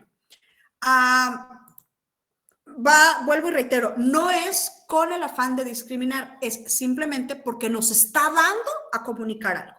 Si tú ves a alguien en la calle vestido, botas, vaqueros, cinturón con hebilla ancha, camisa a cuadros, sombrero, ¿a qué se dedica o qué estudió? Es vaquero. Es agrónomo. Agrónomo, veterinario. Bronco. ¿Qué más? Investigador. Es investigador, ok. Cantante de banda. Cantante de banda, ok. Lo estamos relacionando con un tema en específico, ¿verdad? El campo, animales. ¿Por qué? Porque de alguna manera su vestimenta nos está diciendo algo, ¿sí o no? Si tú ves a alguien de zapatos de vestir, pantalón de vestir, camisa, saco, corbata, portafolio, ¿sí? ¿Qué más? Cinturón de vestir, calcetas llamativas, porque ahora ya los tienen que ser llamativos, tienes a la moda, peinadito, perfumado, reloj, anillo. ¿A qué se dedica? Abogado. Es Godín. Es Godín. Abogado, muy bien. Sí te está diciendo Contador. algo la vestimenta, ¿verdad? Entonces, ¿qué quiere decir? Y digo, hablamos de todo, porque no solamente les mencioné las prendas de vestir, les mencioné los accesorios, porque también eso es importante. Entonces, ¿qué quiere decir, muchachos? Que también el cómo nos vestimos, el cómo nosotros reflejamos, estamos dando a comunicar algo, ¿sí? Mentira, a lo mejor no es cierto, estudia ingeniería, estudia, no sé, agronomía, pero le gusta vestir bien, pero para nosotros ya significó algo. ¿Sí? Entonces, de alguna forma, ciertos elementos visuales nos están dando a comunicar algo. Y sobre todo les voy a decir una cosa. Si tú ves a alguien, si tú ves y llevas, ustedes como futuros abogados, y pues, que se empiezan a relacionar en el ámbito, si tú ves a tu abogado llegar de tenis, de pants, de playera, de sudadera, todo desfajado, la sudadera toda arrugada, con los pelos así todos parados, todavía medio babas aquí, que no se lavó bien la cara, y ¿qué piensas de ese abogado? Es de oficio. Que es de oficio.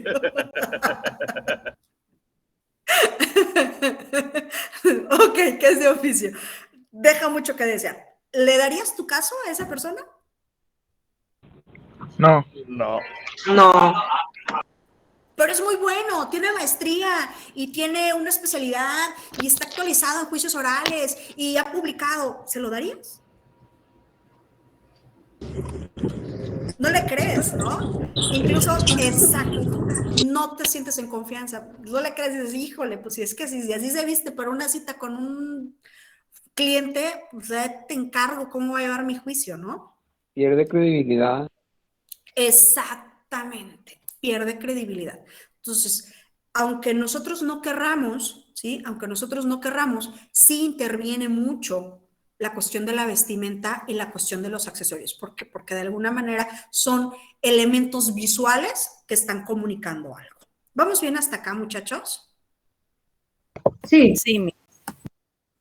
Digo, y no con esto quiero decir que para que que la vestimenta va a ser al profesionista. O sea, estamos de acuerdo, ¿no? O sea, en su casa podrá estar enchorado, de esos que ya piden esquina, pues, con sandalias, y podrá salir y te lo podrás encontrar hacia el súper. Pero no quiere decir que también la vestimenta vaya a ser al profesionista, no porque ande de saco y corbata y pues súper reloj y bien peinadito, portafolio, zapatito lustrado, todo, quiere decir que vaya a ser un buen profesionista. Sin embargo, te está reflejando algo, ¿sale? Esto es muy importante también entenderlo.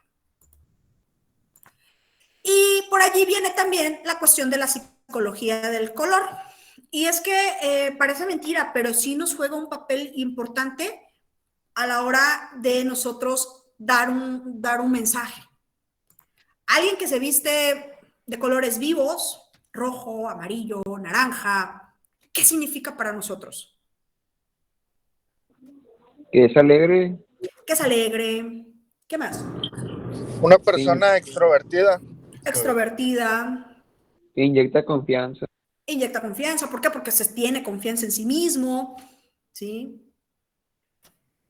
Y es que existen, por ejemplo, incluso etiquetas no escritas de ciertas cosas, ¿no? Alguien que se viste, por ejemplo, ¿quieres verte formal? ¿Cuáles son los colores para verte formal? No vas a llegar con un amarillo o no vas a llegar con un color lila. ¿Por qué? Porque existen, vuelvo y reitero, aunque no esté escrito, sí existen ciertas reglas de colores. Un azul marino, un gris, un negro, ¿qué más? Un café incluso pudiera ser. Son un beige, son colores que para nosotros significan ¿qué? Que está centrado, colores neutros, que son serios, ¿sí? Entonces, también la psicología del color juega un papel importante. Exacto, de la formalidad, que juega un papel importante en el proceso de comunicación no verbal. ¿No se han fijado que los restaurantes utilizan amarillos, rojos, naranjas dentro del restaurante? Sí. ¿Saben por qué? Para que se vea armonioso. Para atraer a la gente. Porque dan hambre. Porque dan ansiedad. Exactamente. Esos colores estimulan la ansiedad. Entonces, te da hambre, pues obviamente la ansiedad es uno de los reflejos, es que te da hambre, comes, pero también como son colores muy fuertes, no los toleras durante mucho tiempo. Y entonces es de, comes y vámonos, porque el mismo color te está corriendo, o sea, te está estimulando la ansiedad, pero también te está corriendo. Y a un restaurantero le conviene que comas y te vayas, ¿no? A ver, ¿qué colores eran? Es amarillo, naranja y rojo. Gracias. Incluso hay por allí también para los niños es muy recomendable que se utilice el color azul y el verde para que puedan dormir. ¿Por qué? Porque esto estimula una parte ahí por ahí del sueño y pueden entrar en sueño profundo y descansan más. O sea, sí interviene esta parte de la psicología del color en ciertas acciones, en ciertos elementos, en ciertos momentos, ¿no? Y esto lo podemos usar nosotros a nuestro favor y comunicar algo, ¿no? ¿Vamos bien hasta acá, muchachos? Sí. Maestra, muy bien. Sí, los tonos, bueno, más que lavandas son los tonos pastel.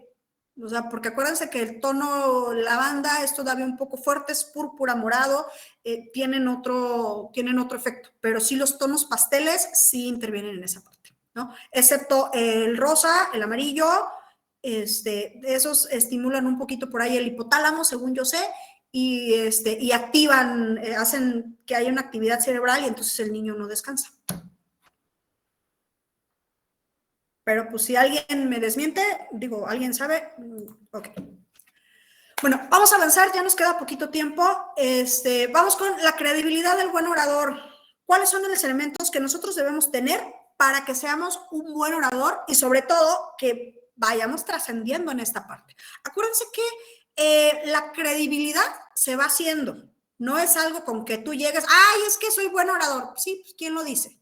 O sea, tienes que demostrar que seas esto, ¿no? Entonces, lo primero que debemos tener es conocimiento del tema. Toda persona que se va a hacer llamar buen orador debe conocer el tema del cual va a hablar, ¿sí? Acuérdense que cuando nosotros exponíamos en la secundaria y en la prepa, ¿sí?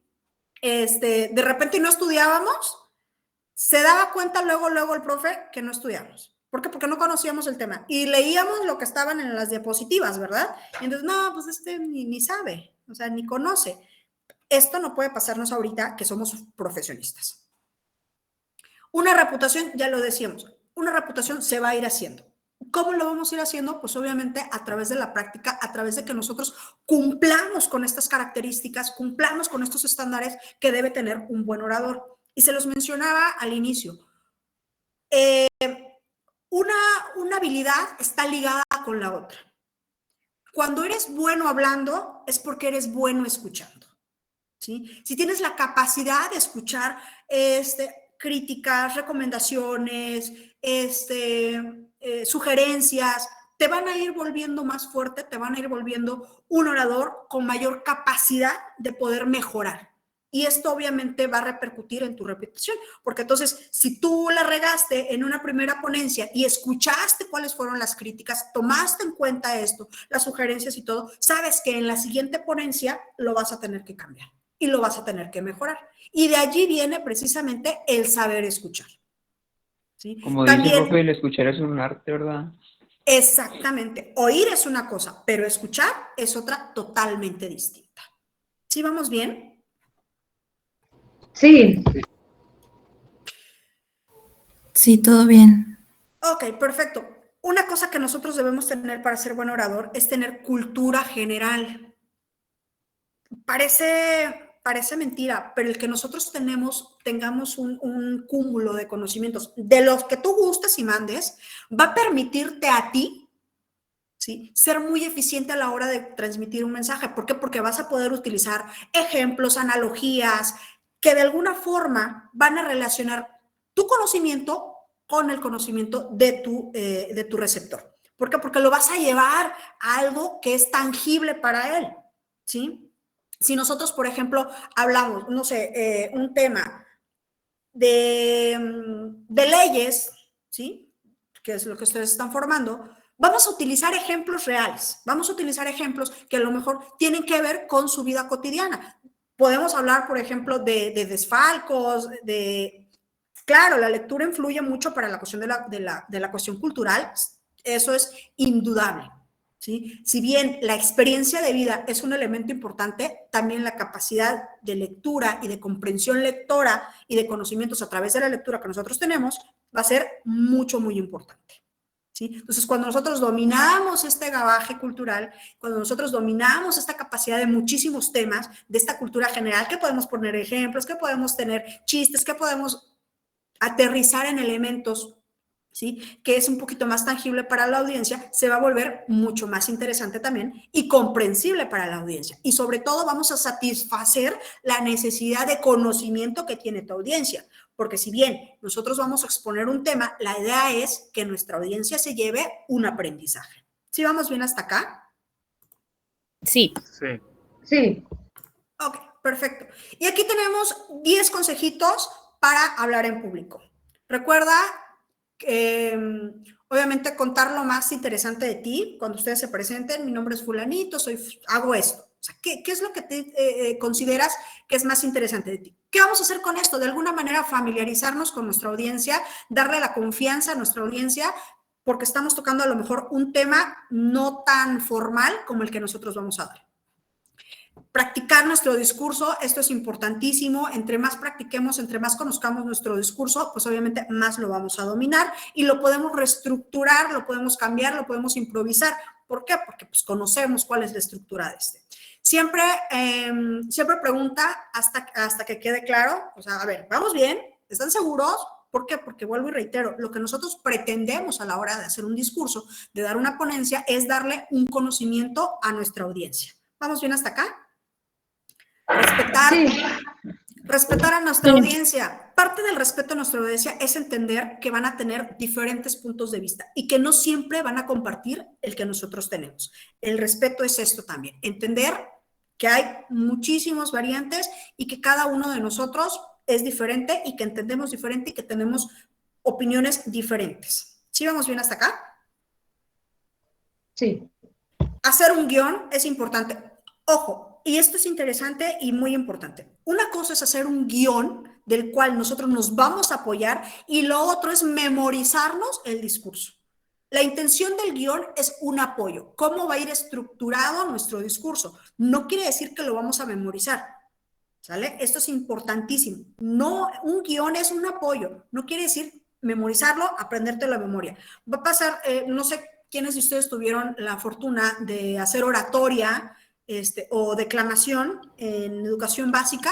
Entonces, se darán cuenta que, ok, entonces tú no me vas a dejar mentir que cuando se te olvidaba una palabra, toda la poesía valía cacahuate, porque era memorizado, y entonces te ponías nervioso, y si te seguías la segunda línea ya no te lo supiste porque ya no lo pudiste decir, y entonces entraban los nervios, y se volvía algo chiquitito de ese tamaño. Entonces, vuelvo y reitero, un guión es un apoyo, nada más para ver cómo vamos, si ya toqué este punto, si no, a ver qué me faltó, cómo lo voy a ir estructurando, pero no es para que lo memoricemos tal cual, ¿sí? Tenemos esa ventaja de la improvisación. Y esto es importantísimo, ¿eh? Un orador que improvisa habla también de una capacidad de respuesta, de conocimiento y de adaptación, ¿sí? Que va a reflejarse en el conocimiento de la audiencia. ¿Vamos bien hasta acá? Sí. Ok. Adecúa el discurso según la audiencia. Era lo que les mencionaba. Si nuestro discurso está propuesto para un rango de edad o para un público en específico y sin embargo llamó la atención hasta otro, tenemos o debemos desarrollar esta capacidad de poder reestructurarlo. El contenido, el concepto, el aprendizaje, el tema va a seguir siendo el mismo. ¿Qué es lo que nosotros vamos a cambiar? Bueno, pues la forma en que lo explicamos, las palabras, la forma en que nos expresamos, eso es lo que tiene que cambiar. Tu contenido va a seguir siendo exactamente igual. Contar tus problemas no es adecuado. Ay, me dejaron, rompí con fulanito, me acaban de chocar. No es tan relevante porque acuérdense que ellos llegan con un objetivo, aprender sobre un tema, no saber si nos dejaron, si tuvimos problemas, si estamos bien. Digo, hacer un comentario personal es prudente, pero no vaciarnos en nuestra problemática, ¿sale? Una de las cosas que nos vuelve humanos y se vuelve interesante en una ponencia es que cuando no conocemos de un tema, ser sinceros. Discúlpame, ese tema no lo conozco a la perfección, no había escuchado, te vuelve una persona real, por decirlo así, ¿no? Mentir sobre algo que no conocemos, mentir sobre un contenido que no conocemos, al contrario de apoyarnos, de servirnos, ¿sí? Nos va a hundir un poquito más o nos va a hundir muchísimo más. ¿Por qué? Porque entonces el público va a creer, pues este tipo me está tomando el pelo, porque no es de lo que estoy hablando, ¿sí? Entonces, cuando somos sinceros y decimos, desconozco, pero si me lo preguntas la próxima vez, te tengo la respuesta, es mucho mejor y mucho más correcto que hablar de un tema que desconocemos totalmente. ¿Sí vamos bien? Sí. Confía en las palabras que transmites. Tener esta confianza, esta capacidad de articular, esta capacidad de tener coherencia, de tener cohesión en lo que nosotros decimos es importante. Ojo, no quiere decir que nos va a salir a la primera.